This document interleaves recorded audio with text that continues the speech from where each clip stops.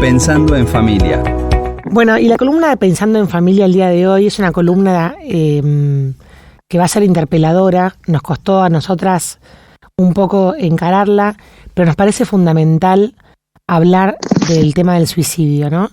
Es un tema que los medios de comunicación tenemos una responsabilidad enorme, que de hecho se creía que no había que hablar de suicidio en los medios de comunicación porque lo iban a fomentar o lo iban a poner de moda o iba a ser un efecto contagio. Entonces durante mucho tiempo nunca se informó públicamente cuando sucedía cuando sucedía esta tragedia en una familia, ¿no? Y también, más allá de los medios de comunicación, es un tema del cual cuesta hablar porque genera mucho dolor, genera mucha incertidumbre. Es un tema muy delicado que también uno corre el riesgo de banalizarlo, ¿no? Si pareciera que lo habla mucho. Entonces, en un fino equilibrio entre la responsabilidad de lo que vamos a decir, entre la responsabilidad de hacernos cargo de lo que está sucediendo en nuestra comunidad y en la comunidad de muchísimas ciudades, tanto de la Argentina como del mundo, es uno de los efectos post-pandemia que se ve en el rango etario de jóvenes. Es desde este ángulo que queremos encarar el tema de esta manera y nos pareció fundamental hablarlo con alguien que es referente para nosotros, que es la psicóloga María José Soler, que es una de las columnistas que tenemos en Pensando en Familia, y por eso el título de la columna de hoy es Rompamos el silencio, hablemos de suicidio. Pero quería aclarar esto para contar cómo vamos a hablar del suicidio, ¿no? Bienvenida María José a tu espacio, soy Elisa, ¿cómo estás? Hola Elisa, la verdad que qué importante que es que ustedes elijan hablar de estos temas. Hoy en día sabemos que parte importantísima de la prevención es superar este tabú de que hablar de suicidio aumenta el riesgo. Uh-huh. Esto se ha visto que no es verdad, que es muy importante que todos los que estamos trabajando en prevención hagamos estas campañas de poder poner en palabras el modo de hablar de esto, porque uh-huh. Eso es lo delicado. No es solo hablar, sino de qué manera y poder... llegar a la población en prevención. Uh-huh, exacto. Qué importante esto, Majo, porque en el fondo es como saber de que se puede prevenir y hay que tenemos que aprender todos cómo, ¿no? Una campaña claro. Que vos me pasaste dentro del material que evaluamos es que el silencio no quiere decir que el silencio no es paz, decía la campaña, ¿no? No siempre el silencio quiere decir paz y tranquilidad, sino que a veces el silencio es un pedido de ayuda a gritos. ¿Querés que empecemos por ahí?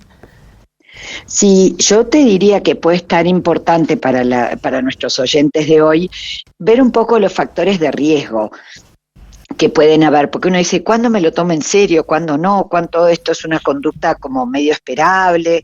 ¿Qué tal si empezamos por ahí? Dale. Factores que hay que tener en cuenta. Por ejemplo, ¿cómo ha sido la historia de este chico antes de verlo diferente? Porque los padres muchas veces dicen, estaba diferente, ¿cuándo me tengo que preocupar, verdad? Siempre el estoy diferente por un periodo prolongado tiene que ser un motivo de atención, no que es decir que uno se alarme, que diga, no, es que en realidad está pensando en un potencial suicidio, pero sí decir, mi hijo está diferente por un tiempo de cierta prolongación, ya es motivo de consulta. Uh-huh. Pero mucho más si hay historia de algún tipo de intento previo, o de algún comportamiento de autolesivo que se llama, que es cuando se lastiman a sí mismos. Uh-huh.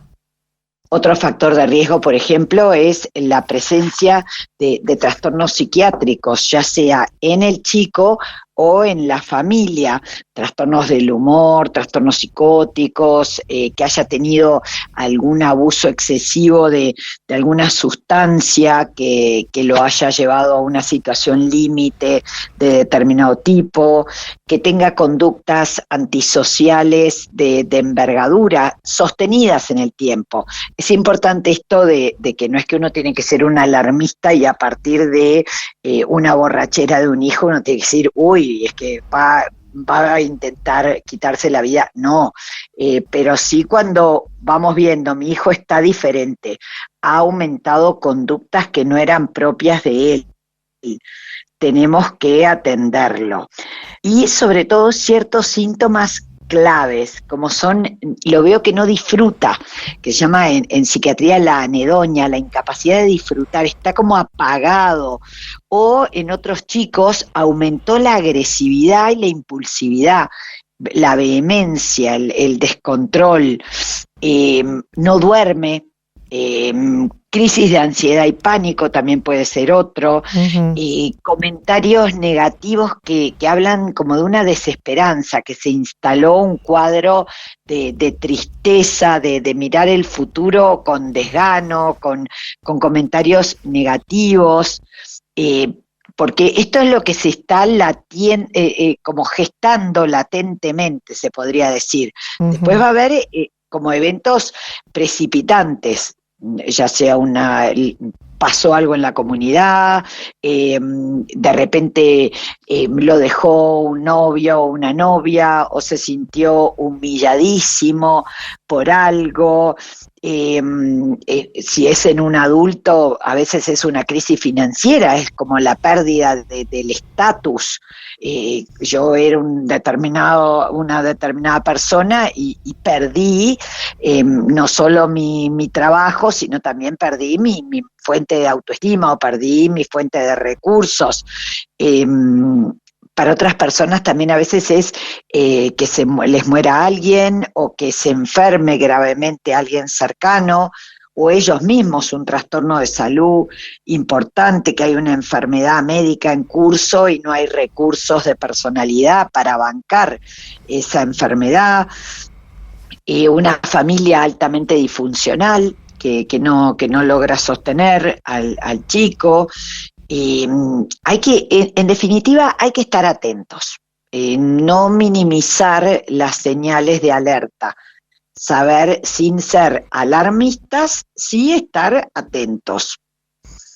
Ahora, Majo, también había un aspecto en la campaña que estábamos analizando, que le hablaba a esos familiares que no se dieron cuenta, ¿no? Había una campaña de fotos que decía un día antes, 3 meses antes, de distintas personas que aparecían sonrientes en la foto, ¿no? Entonces, todo esto que vos describiste recién como que suenan como indicios o pistas que uno por ahí, si empieza a interpretarlos, por ahí podrían... Ahora, ¿qué le decís a la familia que sucedió un suicidio en su familia y no se dio cuenta? Sí, a ver, lo primero, abracemos, ¿verdad? Abracemos el dolor inmenso de no haberme podido dar cuenta, porque es verdad que muchísimas veces, sobre todo en el suicidio adolescente, como la depresión del adolescente está enmascarada por el enojo y porque a veces las mejores horas del día que tiene el adolescente, que ha pasado triste y sin capacidad de disfrute o en esta desesperanza, las pasa en la noche, resulta que agarra las poquitas fuerzas que tiene, se pinta, se viste y se va a bailar. Y uno dice, pero si iba a bailar, ¿y por qué es? Porque buscan en el afuera, en esta música exorbitante, como hablábamos la otra vez, la adrenalina de una situación límite que anestesia un dolor profundo. Pero conductualmente lo que uno ve era este chiquilín estaba tomando vino con los amigos, o había habido una picada de motos, o había ido a una situación de baile, y uno dice, ¿pero cómo? Porque el otro estaba latente. Por eso el poder, cuando yo lo veo diferente a mi hijo, animarme a decirle, pero ¿y vos cómo estás? ¿Has pensado alguna vez alguna cosa que digas medio loca? ¿Alguna vez tuviste alguna idea de quitarte la vida? Y uno le tiembla todo antes de animarse a decirlo, pero muchas veces nos llevamos la sorpresa de que nos dicen que sí. Y donde nos digan que sí, es muy importante otra pregunta. ¿Y te imaginaste cómo? ¿O tuviste un plan? Porque es más grave todavía, porque muchísimos te dicen, sí, alguna vez dije, ojalá se terminara esta vida de pero no, nunca hice ningún plan. Y uno dice, queda en el nivel de la ideación aleatoria de las fantasías que uno tiene, como decir, querría terminar con esto, pero no hay un plan. Cuando ha habido un plan es aún más grave, y es muy importante identificar eso. Claro, claro. Ahora me quedo con esto que dijiste de abrazar, ¿no? Sí, sí, la comprensión, pero no hay nada más doloroso que nos pueda pasar. Y muchísimas veces los padres estuvieron atrás, buscaron ayuda, cuidaron a ese chico, pero en un acto de desesperanza impulsiva, y hay que recordar que un adolescente tiene todavía el sistema de regulación inmaduro. Entonces, no puede anticipar como anticipa un adulto. Otra cosa importante que se dice en las campañas es que la decisión del suicidio es una solución permanente para un problema transitorio. El problema de la desesperanza es parte de un estado depresivo, pero quien no tiene la capacidad por inmadurez de anticipar que de esta se sale, le parece que nunca va a salir. Una vez un especialista en suicidio que vino a Uruguay a hacernos una capacitación, dijo una cosa que a mí me quedó muy marcada, que decía, cuando alguien tiene una ideación suicida, vivir se le hace como levantarse de la cama cuando uno tiene 40 grados de fiebre. Claro. Esta vivencia de la vida se me hace pesada. No logro conectar con la vida, no logro conectar con el disfrutar, con el reírme, con el poder ser yo, con el pensar que puedo aportarle algo bueno a mi entorno, a mi familia, a mis hijos. Hace poco, hablando con una persona que estaba con ideación suicida, me decía, es que yo creo que le salía un alivio si yo me fuera. Yo le explicaba, no le harías ningún alivio, tú crees, porque en este momento, al estar deprimida, ves la vida con tanta negatividad y a ti mismo y al futuro con tanta negatividad que crees que no le sumás a nadie, pero le seguís sumando desde el amor y desde tu presencia al mundo. Pero uno tiene que, con mucho esfuerzo, desadherir a la persona que está pasando mal de la visión negativa del hoy, anticipando una esperanza del futuro, como puede ser. Tú pensá cuando tú vayas a entrar a tu hija a la iglesia porque se va a casar, el día que puedas celebrar que terminó el liceo tu hijo, el día que, si es un adolescente, te vayas en viaje de egresados, el día que logres ir con tus amigos, cosas concretas, pero es despegate del hoy, porque la desesperanza está adherida al día de hoy. ¿Se acuerdan en aquel burrito de Winnie the Pooh que iba con una nube que llovía y llovía y llovía y iba a todos lados? Que representa tan claro el estado anímico de la tristeza, esa nube negra que nos penetra, ese perro negro que se nos mete en toda nuestra psiquis y nos come toda la capacidad de poder vislumbrar que después de la tormenta sale el sol. En ese momento a ellos les parece que el mal tiempo va a ser para siempre, y para siempre es de donde hay que, con mucho esfuerzo, cincharlos para que puedan dudar, aunque sea. No les va a venir la esperanza, pero sí decir, bueno, sí, sé cognitivamente en el corazón, todavía está la tristeza instalada, pero cognitivamente puedo anticipar que siempre que llovió paró, o que el humor es como el tiempo, que pasa periodos que uno dice, ¿cuándo va a parar de llover? Pero sabe que va a parar de llover, que va a volver a salir el sol. Me parece re importante remarcar este mensaje, Majo, que esa desesperanza en la que están hoy no va a durar para siempre, ¿no? Saber que es algo que va a pasar. Parece una cosa sencilla y sin embargo es tan importante que la persona sepa que después hay otro camino, ¿no? O sea que eso después se le va a ir. Cual. Eso es muy importante. Yo uso mucho el símil del tiempo, porque la persona cuando ha vivido temporadas, ¿verdad?, de muy mal tiempo, cree ¿cuándo va a parar de llover? Es decir, siempre va a parar. Cuando hay una persona que tiene cierta tendencia a deprimirse, cuando ya ha pasado por más de una depresión, sabe que después viene un lindo periodo, puede recordar, si salí de aquello y en este periodo crecí, disfruté, tuve logros. Bueno, ahora estás de vuelta pasando mal, pero podés volver a pasar bien. De esto se pasa. Entonces, el recurso a la visualización a futuro y a la esperanza es clave. Es Claro. muy importante, pero con mucha empatía y compasión, con paciencia, con serenidad, ¿verdad? Las relaciones afectivas son uno de los principales factores de protección para aquellos que tienen un riesgo suicida.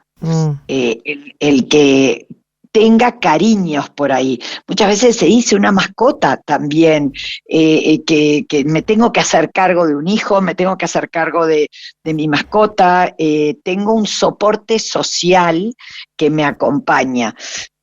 Por eso es importante que los otros compañeros de clase también puedan hablar de esto. Acá en Uruguay se están haciendo muchas promociones para capacitar a los docentes en que den estos talleres. No lo puede dar cualquiera, tiene que ser alguien que haya recibido una capacitación en cómo dar y que tenga el material adecuado para poder hacer estos talleres donde lo que buscamos es que se pueda identificar las emociones que hay en el grupo en ese momento, derribar tabúes respecto al suicidio o estigmas también respecto a la salud mental, como que no, es horrible tener una crisis de pánico, es horrible deprimirse, la vergüenza de no poder compartir con el otro porque me siento menos por estar pasando así.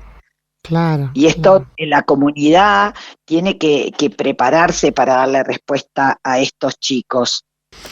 Dentro de las cosas que se dicen, tipo, no sé si tabú o son falacias, cuando el chico dice algo que lo dice para llamar la atención, está como dividida las opiniones. Las opiniones de que hay preaviso, otra gente dice que no hay preaviso, hay gente que dice que son muy buenos escondedores. A ver, siempre que hay una verbalización, es serio y hay que tomar medidas. Nunca hay que minimizarla. Bien. Porque aquello de que el que avisa no lo va a hacer. Está amagando.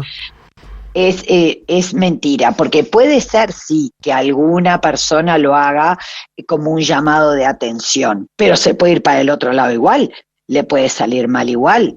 Y si no lo estaba haciendo como llamado de atención y simplemente fue un grito de desesperación, entonces es muy importante que siempre sea motivo de consulta con psiquiatra en primer lugar y después con terapeutas o con el apoyo que uno busque, ¿verdad?